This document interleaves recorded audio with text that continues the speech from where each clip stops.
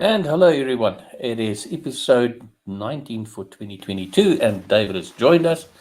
So I'm going to unmute the man. And once again, David, pleasure to have you with me. Hi, Johan. It's really good to be back with you. Not only part of this event, but also personally, just to see you again after a couple of months. So, Yeah, we've been sort of strangers for nearly 6-7 months now. yeah, this is what Yeah, happens when you get busy, right? yeah, that's so true. So as I've said previously, David is the reason I'm doing what I'm doing today. So thank you for that once again, David. Yeah, that And must mean that it's not going very well for you because normally you blame other people. You see what you did. no, not at all. I'm actually, When it's going really well, then you say, look, I found my way into this by, by my ingenuity and forward thinking. But when it goes badly, it's like, yeah, it was that yeah, guy. He did it. I must admit, there's quite a few people that has contributed to me being happy in what I'm doing, and I've been happy in what I'm doing for a long time. Sometimes I make more money, and sometimes I make less money. That doesn't matter as long as I'm happy. Yeah. Yeah. So, what have you been up to? I've been up to all kinds of things. A couple of projects here and there, and of course, always ongoing with writing and following up on that writing. So, Yeah. interesting couple of projects. What I've been involved in is projects that are not in the core of what I do. So Okay. we're service managers, and traditionally you would expect that to mean, well, I'm helping somebody to define their change management approach, or fix some issue with the way in which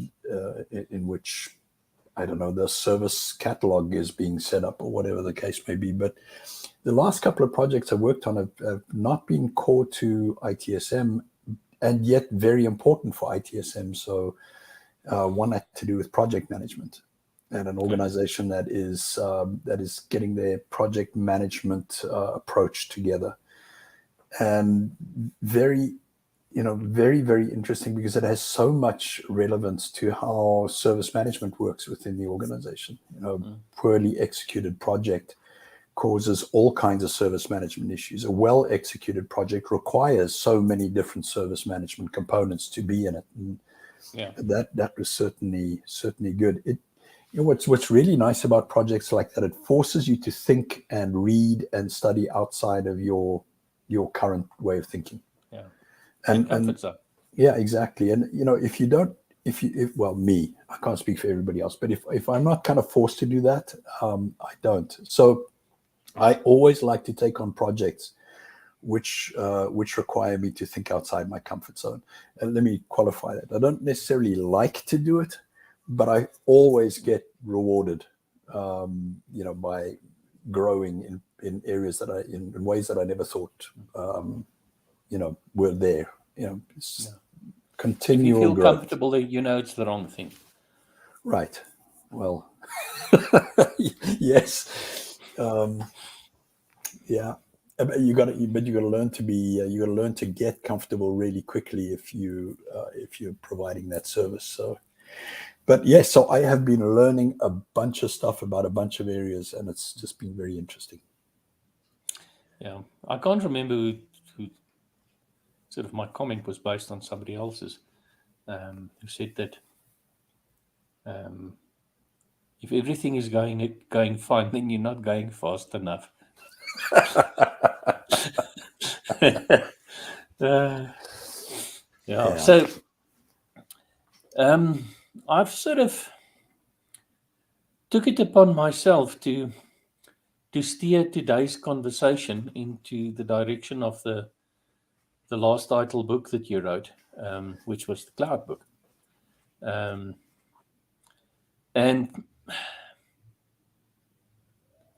I think maybe one of the things that sort of irritates me of most cloud conversations is that everybody keeps on saying it's wonderful, but everybody knows that there's issues. I read an article last week. Someone posted it on LinkedIn, and the article was, in fact, I know I have it here. I want to get this figure right. No, I've closed it. A significant majority of organizations has been instructed by their C-suite to freeze cloud spending. No more new cloud initiatives, and certainly try to rationalize and bed down and get some stability in the existing ones. Yeah. And Driven by? Driven by the C-level executives. Yeah, but what made them decide that? Oh, it has to do with cost. Cost, okay. Thought as much. Yeah, and I understand that, because it requires a fundamental shift in how you think about the way your organization invests money. Yeah. It's all very well for us to say, oh, this is great, we're moving from CapEx to OpEx. And that's a really good thing, because you're only spending what you need to spend. You're not investing money that you could be using somewhere else over a 5-year period for some solution that only has a 3-year lifespan, et cetera, et cetera. That's the argument. And yet, when people move into the cloud, they realize that when you shift into OpEx-based spending, you now have to start thinking in terms of variable budgeting or dynamic budgeting. So, in other words, the more your organization is doing in a certain area, in other words, the higher the number of transactions in one space, the more you're going to need to spend. Well, if you set an annual budget that caps your spending at a certain amount, and suddenly your business performance requires that you spend more, there's no time to go and convene a committee about it and evaluate whether we should, change the budget, reallocate, etc. There's just no time. It's real-time spending, and that means you have to have real-time budget reallocation. Well, the culture of many organizations doesn't suit. It just doesn't comprehend that way of working. We've got a way to go, and beyond that.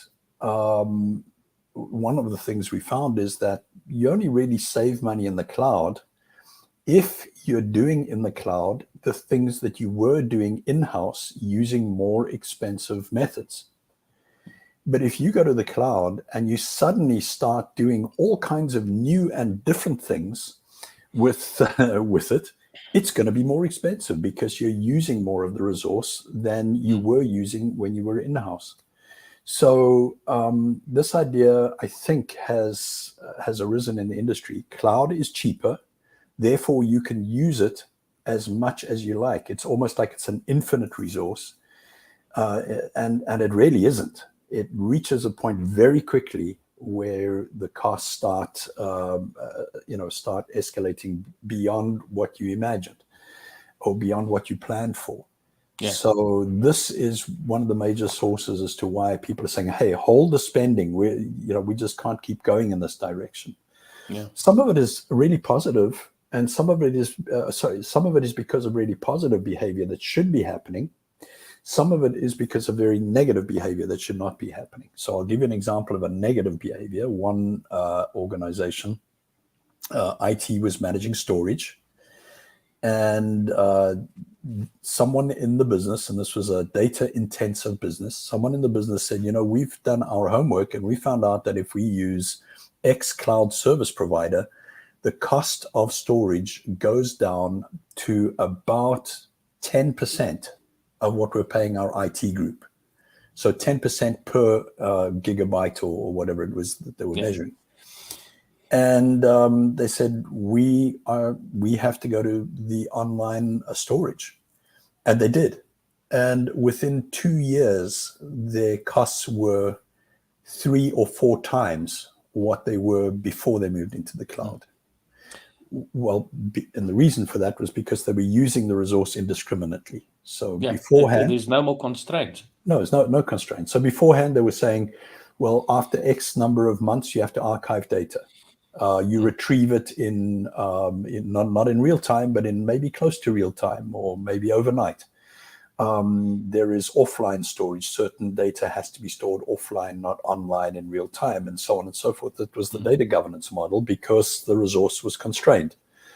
Well, now there's no constraint. So what was happening is that the people who were responsible for storing data, the end user, the business user, was basically storing whatever they wanted, whenever they wanted, in whatever format that they wanted. So there was duplication of data.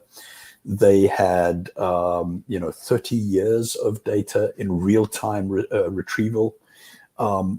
Archival, well, they archived everything. They archived it more than once, more than one version. So you had archive upon archive upon archive, all kinds of things. Well, before you know it, the amount of storage that was being consumed was phenomenal. And even at 25% of the rate per gigabyte, they were spending 3 to 4 times more than they should have been. That's an example of negative behavior, right? That has driven that kind of decision. It makes me think of Parkinson's law that says that whatever amount is available, you will use it. That's right. Yeah, exactly. Yeah.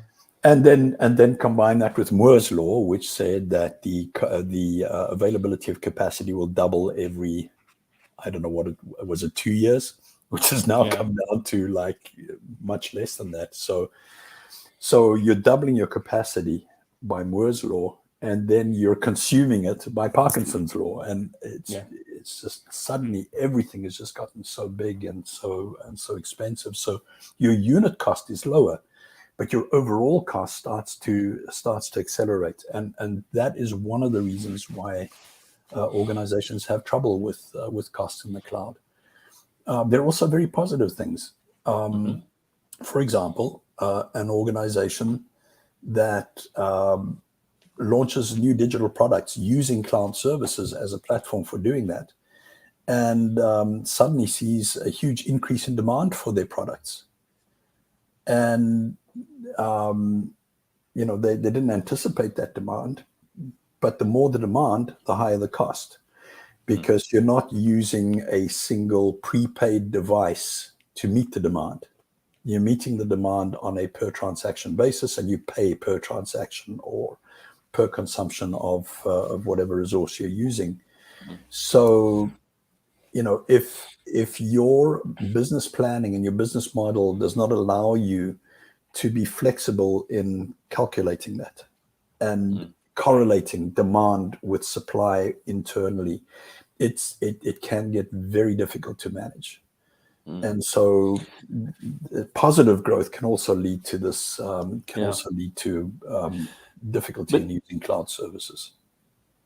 That sort of makes me think that, one of the things that we've been complaining about for quite some time, at least people who's into lean, is that GOB is a bad idea for an IT service provider, because it's history-based accounting, and it doesn't really scale, and it doesn't allow for you to measure cost versus value created. So are there anything afoot in terms of building new good financial management practices to account for cloud accounting? If we look inside IT, yes, there's a lot of work being done in this. So we see FinOps emerging as an approach that tries to understand how what you're spending on cloud, where you're spending, and how you can influence that spend. But that's not. It doesn't extend into GARP for those listening, generally accepted accounting practices. But I think there's a long way to go before business accounting or the entire accounting model that an enterprise would use really links into the individual components of cloud let's face it, they're not being very effective at linking into the individual cost of static components. Right? There are very few organizations that can tell you what, how an individual server and the investment in that server over time have enabled them to generate revenue or meet some other business objective. The chart of accounts is laid out in a way that makes sense to how accountants treat technology investment. It's not laid out according to the way in which that technology is actually being used in the organization. And as a result, it's very difficult. Now we're taking that one step further. Those are static devices, more or less static. They're owned by us. They're in our data center. We have control over them. Now we want to take those practices and extend them into the cloud, which is anything but static.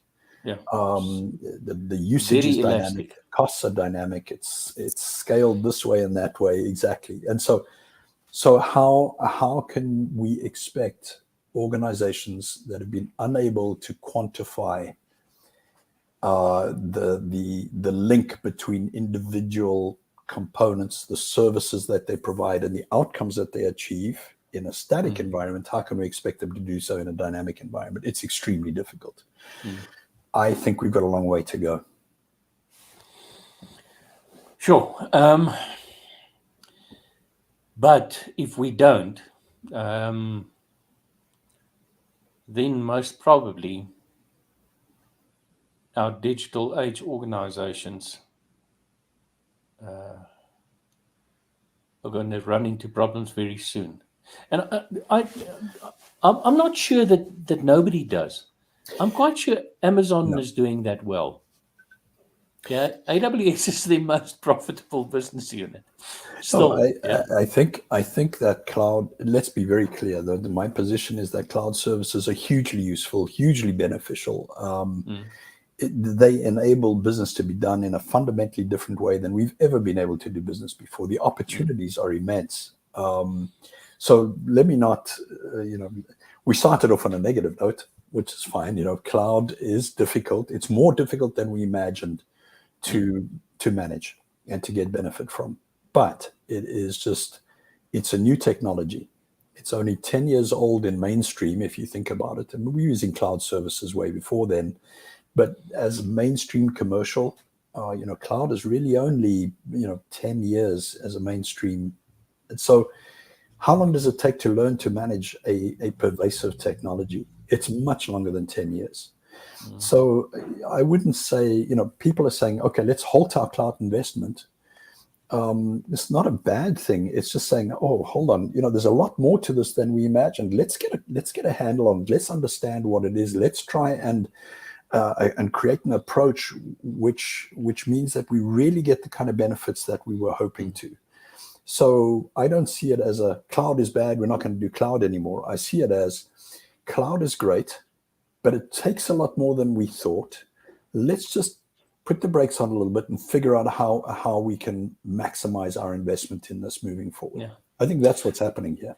Because, most people before they made the shift had some financial model. Yeah. They made decisions based on certain assumptions. So I also just smile if somebody says, no, this is not a good idea. We want to go back to the good old days. There ain't no going back in any case. No, you can't do that. What you have to do is figure out how these new things work, and you have to, it's simple stuff in many cases. An organization that, for example, we did a lot of research as we were writing this book. And one of the things we found is that some of the simple disciplines that you need to have in place to make sure you're in control of your cloud costs. For example, in one organization, they have a very large development environment, and standard practice was that you spin up your development environment and you keep it up until you've finished whatever it is that you were working on, and then once that's been done at the end of the sprint or whatever it was that you were doing, you would then spin it down and you would move on to the next part of the project. Standard practice.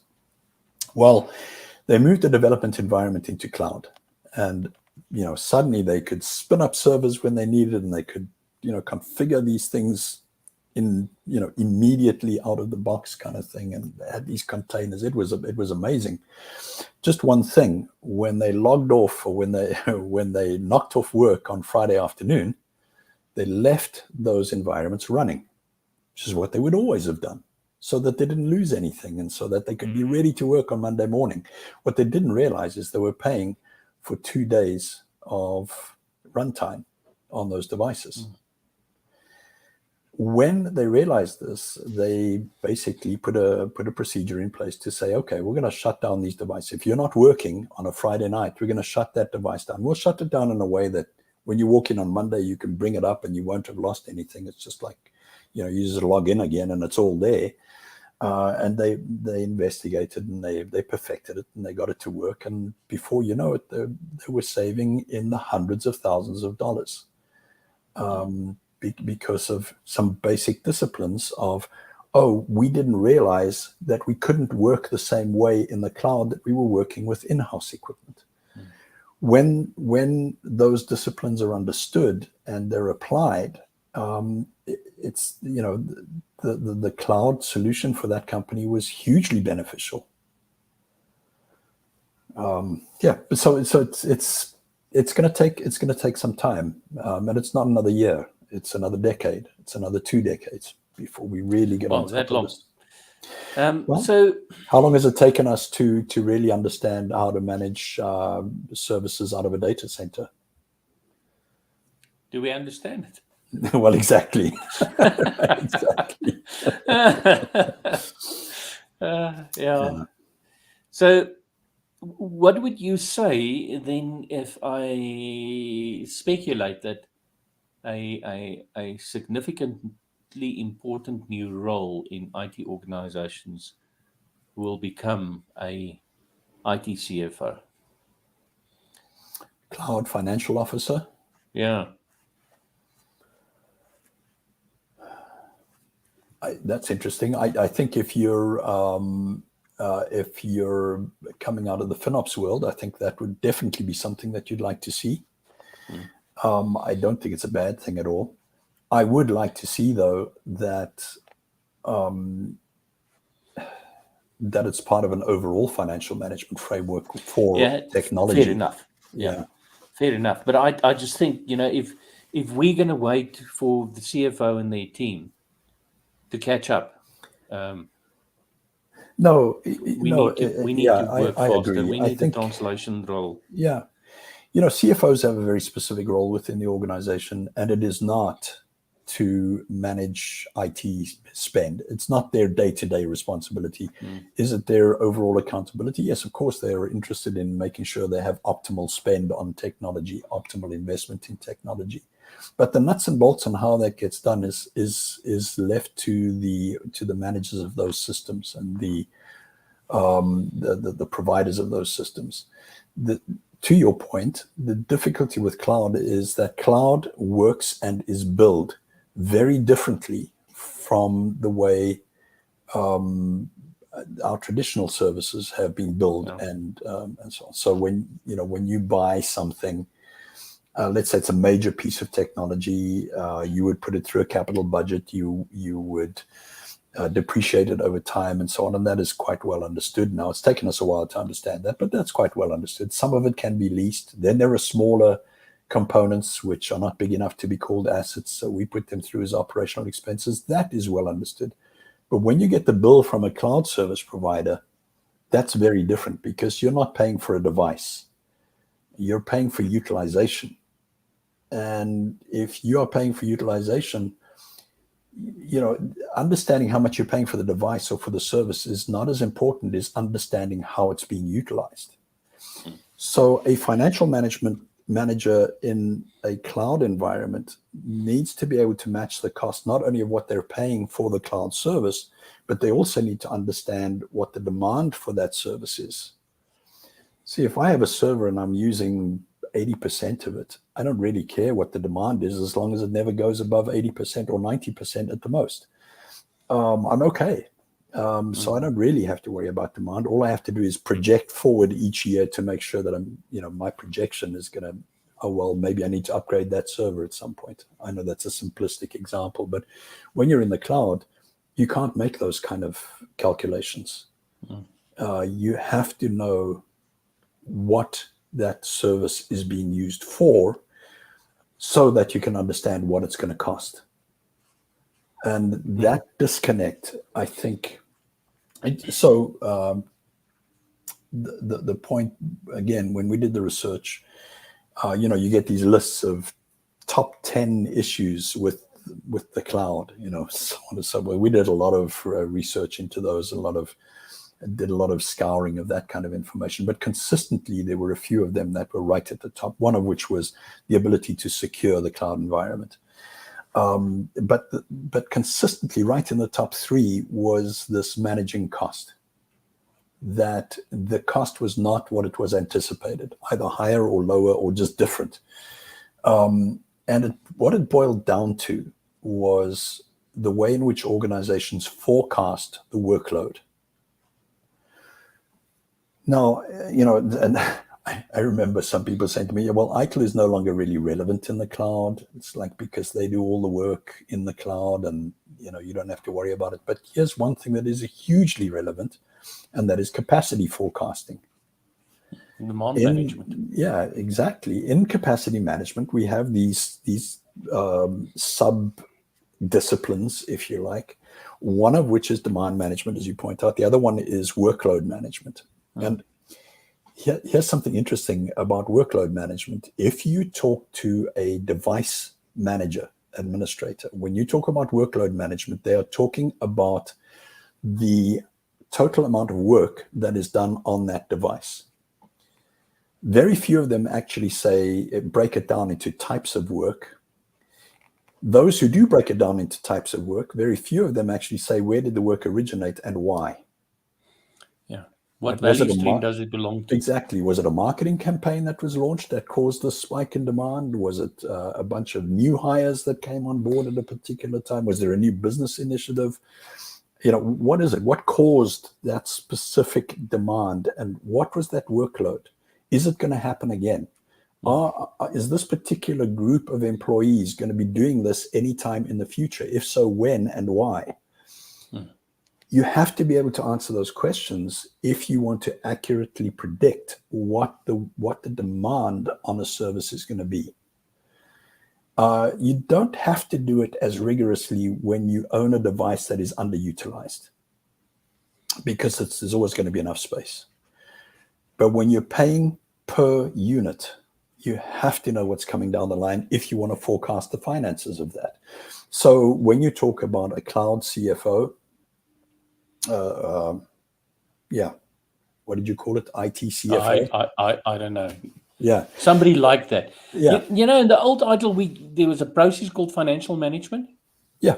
And there was supposed to be a process owner for that. And 90% of the organizations that I actually worked in, if you ask them, who's this person, then they would say, I don't know, the CIO. But they can't focus on that stuff. No, there was, so we often find the person doing that is reports into the CIO's office, and they're responsible for collating spreadsheets for budgeting purposes. That's very often what happens. Yes, that's true. And then that same person is prevailed upon to provide reports on financial performance from those very same spreadsheets or updated versions of those. And they spend a significant amount of their time just reworking and analyzing the data that is in those spreadsheets. The first generation of financial management tools did a very good job in helping them to take that data, categorize it more effectively, and report on it more effectively. Very few tools, though, have gone to the point of saying, well, okay, so this is what you spent. What value did you get as a result of that? Yeah, because that correlation to a service doesn't exist. That's right. And now in the cloud, it's not only a correlation to a service, but it's the correlation to the individual workloads which are being performed. So I can certainly see a cloud financial officer being involved, but the interesting thing about that role, if there is such a thing, is it would be very tightly tied to the capacity planning role. Resource management, capacity planning, workload management, demand management. And those would be very closely tied into your service portfolio, not the service catalog, which is just a menu of services we provide today, but the service portfolio, which says, what is our investment in technology and how do we make sure that investment results in fit for purpose and fit for use services that support the organization's achievement of value. So very long definition, but basically it's like, are we spending on the right stuff so that we can achieve the right outcomes? And it's not just a matter of saying, well, here's the budget and did we fall under the budget or not? Here are the projects we have underway and here's what they're going to achieve. It's real time. This is what we're spending. Are we achieving what we should be achieving by spending that money in this way? Yeah, service costing. Exactly. And now it moves from sort of an annual review of service costing to a real-time dynamic environment in which that service costing is changing all the time. It's really challenging. And again, to your point, it's not to say nobody's doing that. But I have to say, I would find it, I find it interesting. Not interesting. I don't think it's possible to do it if you are still struggling with standard internal IT costing. To then suddenly say, well, we can fully quantify cloud by the accounting practices prescribed by the financial department in your organization. Right. So the question then is your financial department as up to speed on digital transformation as your technology department is? The answer must be no. Well, I think in some organizations it is. In some organizations, you have a CFO. I'll give you an example. I did some work in a hospital system recently. Okay. And their CIO is also the chief digital officer. And he was talking about these new healthcare methods that could be used by using digital technology. And it goes far beyond just remote clinics and teledoctoring and all that stuff. And that kind of stuff. It goes to real-time analysis of patients in their homes and what attention is needed and how we get it to them and so on and so forth. I mean, it's very advanced, very forward thinking. And the CFO of that hospital group is very much behind that, is very much part of that. And they have an entire division within IT, which is looking at how they bridge from where they are today in their back office to where they need to be in these digital platforms. And the CFO and the CIO are constantly working together to figure out how that works. And they, I would say, they have a different set of challenges. Their set of challenges is more to do with, well, how do we reconcile the old way of doing things, the new way of doing things, and make sure that they coexist within the same organization, because they're both needed at the same time. How do we make that happen? That's another set of challenges. But in that situation, the CFO is very much a part of the program and certainly understands the constraints of going to a new financial model. Have they got it worked out yet? No, they're still busy trying to figure it out, but they're working on it. This is a very big organization.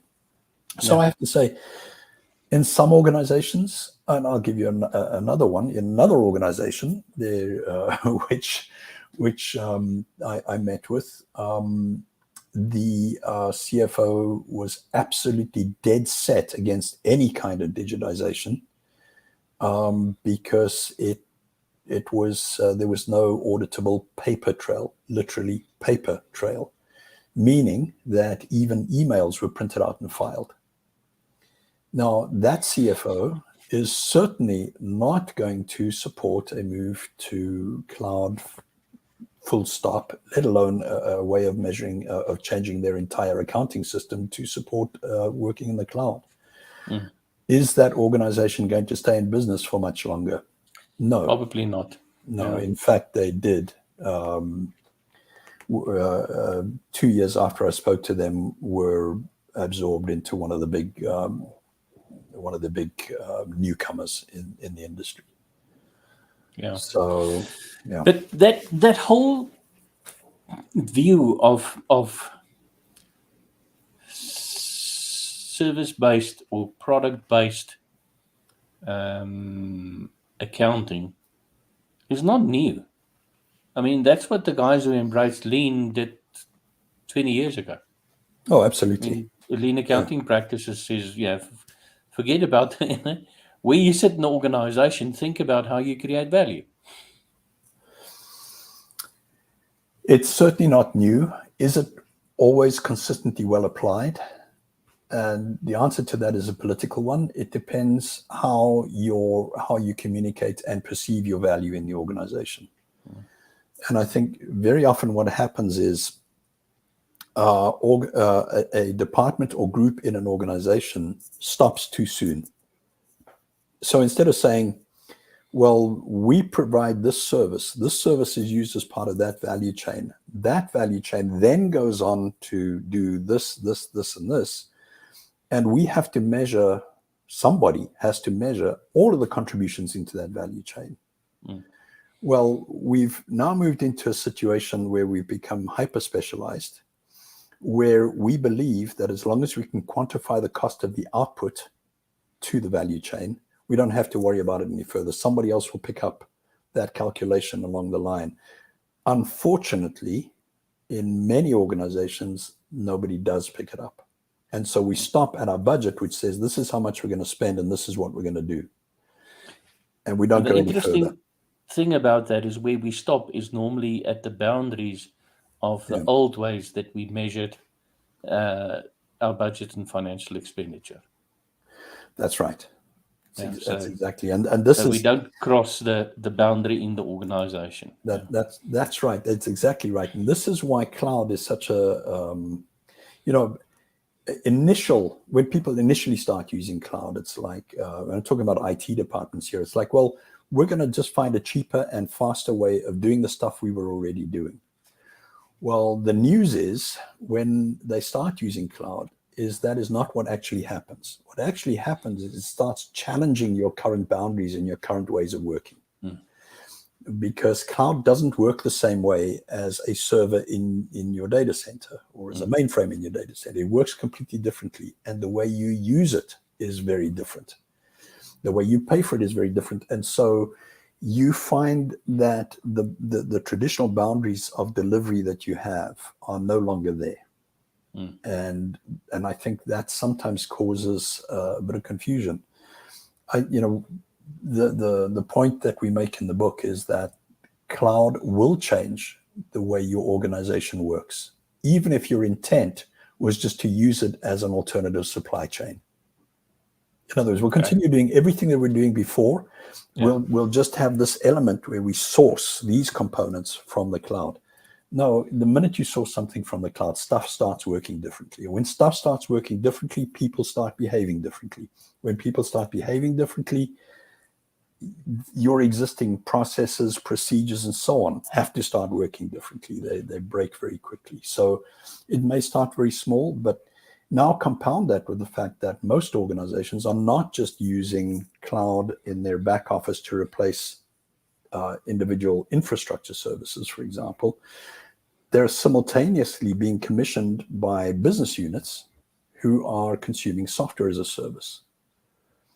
And sometimes they're doing it in a centralized fashion. For example, Office 365, which gets procured centrally.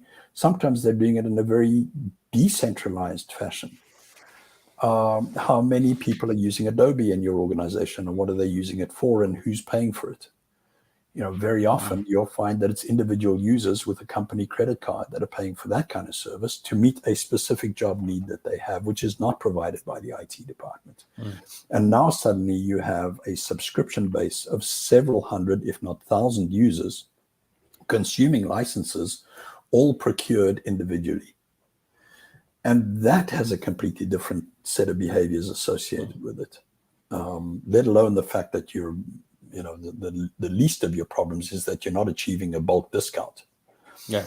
Or group licensing. But, there's just, so suddenly I used Adobe. Let's not use any names from here, but let's say I download something and I subscribe to a piece of software, and I need a specialized piece of equipment to use it effectively. Well, now suddenly I'm starting to procure infrastructure on a decentralized basis. Well, that requires a different type of management as well. This is not to say that's wrong. It's just to say it has to be managed differently. And if we're not expecting it, it can be a real challenge. Yeah, and what's interesting for me also is, I mean, individually, I played with the technology of some of the providers, because I suppose one that most people would not consider to be a mainstream cloud provider, it's doing really, really good stuff in the AI space, especially around language and image processing and understanding stuff like that. But all of them actually provides this wonderful hook for you to say, here's our stuff, come and play with it. See how cool it is. We're not going to charge you for it until you get to a certain point, with the full well knowledge that you will very quickly get to that point. Absolutely. Yeah. Yes, you absolutely do. And that's then on us as the consumer of that service to figure out what our strategy is for that service. That's not to say the IT department steps in and takes control. That is to say that we as an organization have to find ways of working together to figure out what the best solution is for what we're trying to achieve. Because being able to play with that stuff is actually quite awesome, because there's some really interesting and innovating things that comes out of it. So you raise a very interesting point. So in the book, we talk about, when should you be thinking about using cloud? And there's really two main triggers for using the cloud. Well, there should be. One is, we're doing something internally, but it has become such a commodity that there are 100 people out there that can provide it cheaper and do a better job of doing it than us actually hiring people and putting in place expensive infrastructure to be able to support that. So we outsource it. That happens all the time, and it's not unique to IT services. I mean, over time, we do something that's innovative, and then it becomes more and more and more commoditized until everybody's doing it. And when everybody's doing it, suddenly you find there are low-cost providers that can do it cheaper and better, out of the box than you can in-house. So there's a good business case for moving to that. And cloud services certainly do represent that. Of course, the only proviso is that if you're going to do that, you need to make sure that you're using those commoditized components consistently with the way that you did it in-house. Yes. So that's how you achieve your cost savings. You can, of course, use those commoditized components differently, but then you need to be prepared to pay more, and you need to be prepared to work differently. That's fine, as long as you know that, you can put the planning in for that. The second trigger is when something innovative comes along, and it's going to help you to grow your business, but it can do it quicker if you use it in the cloud than if you had to invest in creating all of those capabilities yourself in-house. Yeah, absolutely. And I think that's what's happening in the case that you mentioned there, is like there are all of these cool tools that are in the cloud, and we can use them to experiment with how to grow our business, create new products, reach new markets. If that experiment works, we will double or triple or quadruple our investment in that service, so that we can bring that to market. Yeah. So just a reminder to everybody again, it is spring in South Africa, the time of the year that I hate, because spring for me means pollen, fungal spores, and man alive, am I struggling. Yeah, there are clouds of those things around. Yeah. Yeah, but the stuff that I played with, for instance, is in the natural language space. And it is amazing how technology has actually progressed. But it's impossible for you to do that stuff in-house. No. You No. just cannot. No. So the cloud does provide, and I think every cloud service provider has a. Excuse me. I seem to be suffering from your pollen Reverse. and mold spores, even though it's autumn here. But every cloud service provider has that innovative section. It's important to note, though, that they make very little of their revenue based on those components. Most of their revenue comes from the standardized, commoditized components. So unless they're very niche, unless they're a very sort of a boutique cloud service provider, which is kind of an oxymoron if you think about it, the whole purpose of cloud is that you can share a bunch of pooled resources across thousands of customers. And therefore, the more standard the service, the better it is. Yeah. Now you're talking about the kind of service which is very innovational, which is used uniquely by organizations who use it.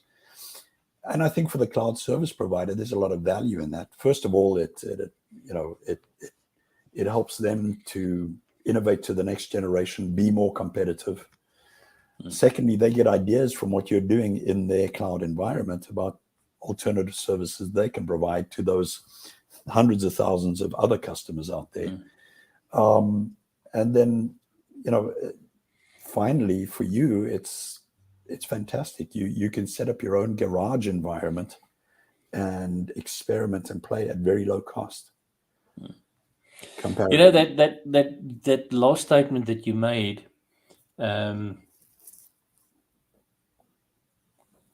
about 5 or 6 years ago, there were lots of criticism against a major provider of online goods and products, who you're terrible by telling me I can't use names. Why shouldn't use names? No, because they had use names. You don't want to do example, that. Yeah, because they obviously have got all this data of all the stuff that sells, and that enables them to create white label products to compete with the companies that help them understand that market. Well, it was interesting. So I was working at Forrester at about that time, and what was interesting is that there was a race by retail groups to use that company's cloud services to replace their current supply chain software and so on. And at the time, the Forrester analyst who was involved said, "Do you realize what you're doing?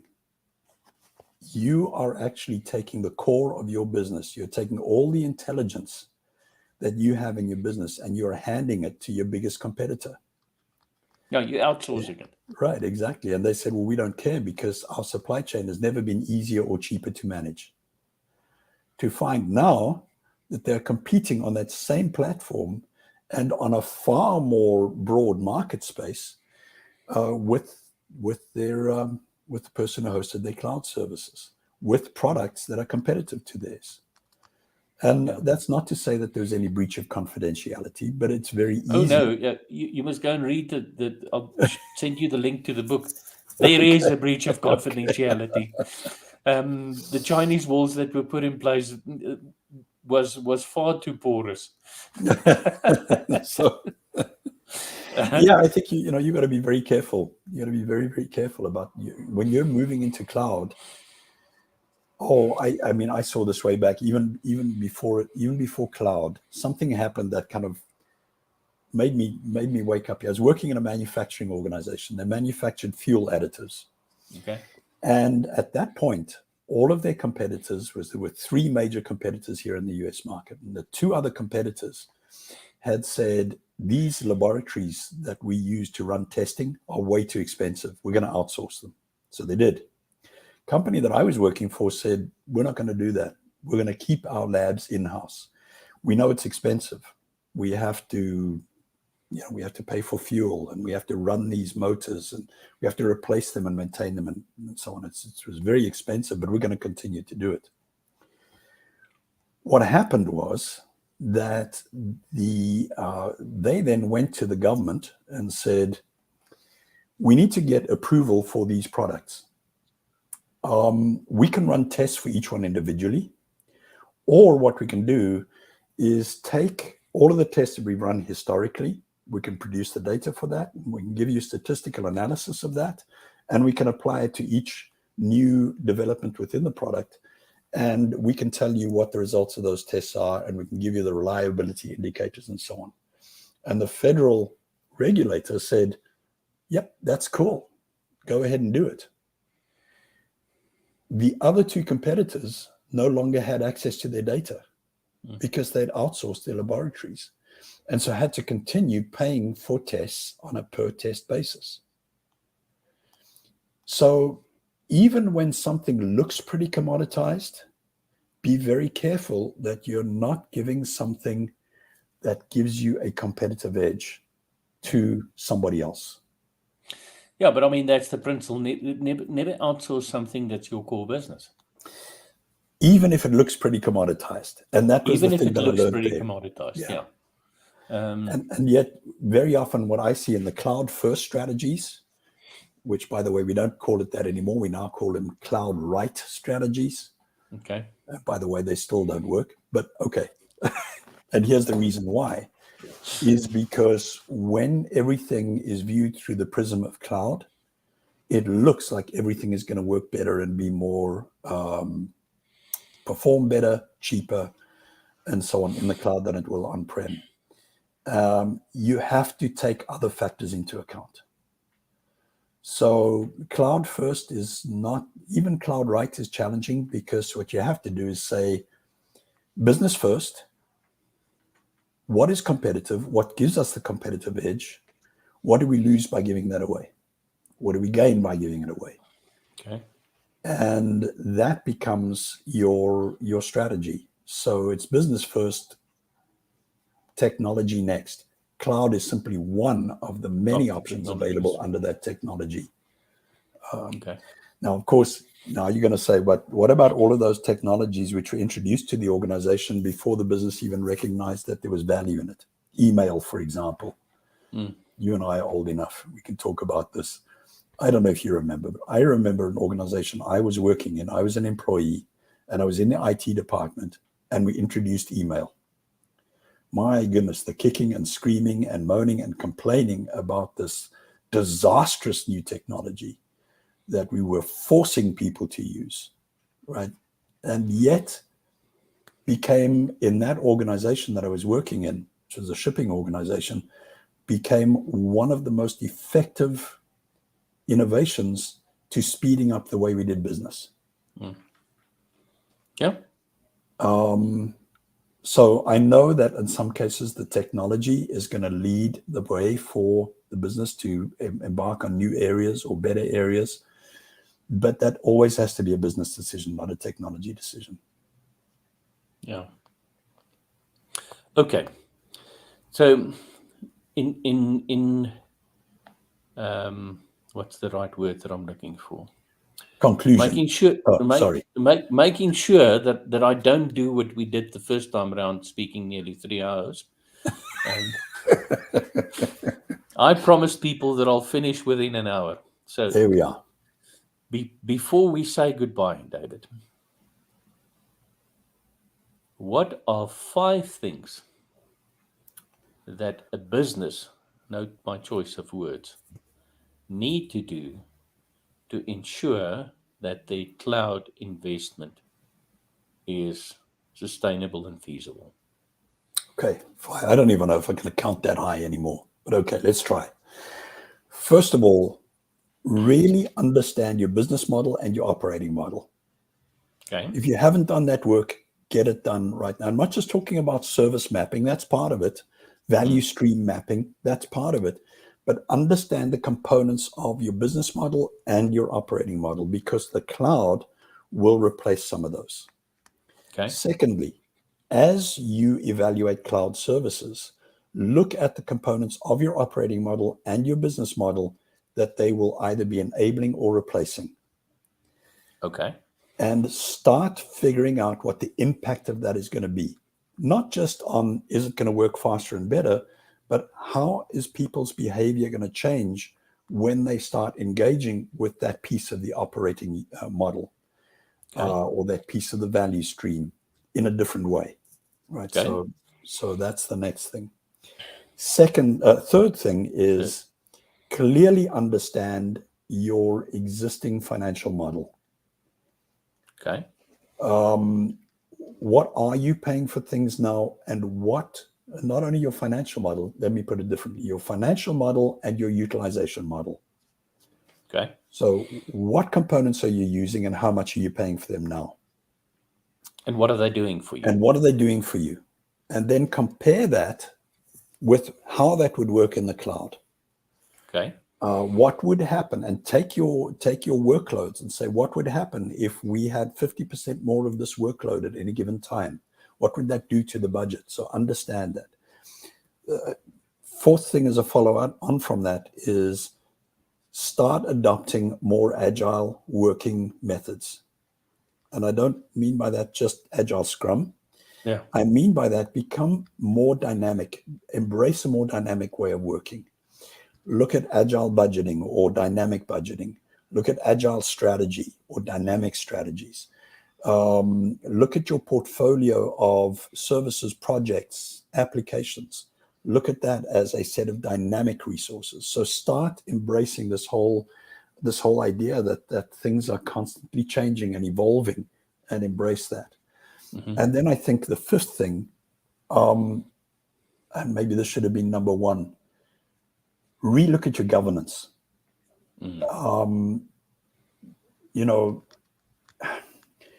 We in IT, over the past few years, there's been a shift in how things should be governed and managed. We've moved more towards flatter organizations with self-regulating or self-managing teams. We have moved with IT providing shared services, but a lot of business units commissioning their own services from cloud service providers. All of that is hugely positive and necessary, but it does have to be governed. And by governed, I don't mean rigorously controlled. I mean, at the very least, coordinated and consistent. So relook at your governance model. What are the standards for use of technology or policies? How do we procure these things? How do we make sure that they're not over procured or under procured? How do we make sure that these resources are secure? That's all part of, for me, that's all part of governance. We didn't even touch on security, which is huge in the cloud. Very important to note that whatever you do in the cloud, you as a consumer, or I as a consumer, am still responsible for the security of that service. We do not delegate accountability for security to cloud service providers. Yeah, the boundary of trust has just shifted. It's just shifted. And so the saying that we found from the cloud service providers is very helpful. Cloud service providers responsible for security of the cloud. We are responsible, as consumers, are responsible for security in the cloud. So the cloud service provider will give you all the tools you need to secure and configure the environment correctly and to monitor any kind of unauthorized usage. How you use those tools, that's up to you. Yeah, right? Absolutely. And so governance is just a hugely important factor. Do not do governance reactively.